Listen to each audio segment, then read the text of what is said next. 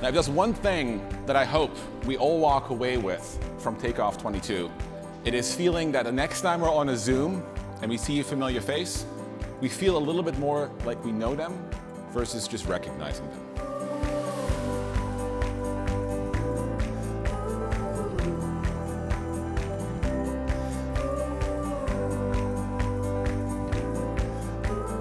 I'm surprised of how many people there are, like people I've never met.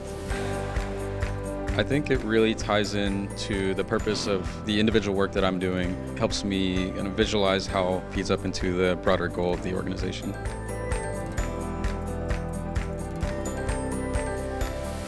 I've started seeing the long-term roadmap for the product, how it's supposed to evolve and scale, even outside of our current rail tracks of the airline industry. It's the last day of Takeoff22. It's been an awesome, exciting week, and I hope we keep that same energy going forward. Actually, every part was my favorite, I would say. Maybe it's a little bit cliche, but it's honest.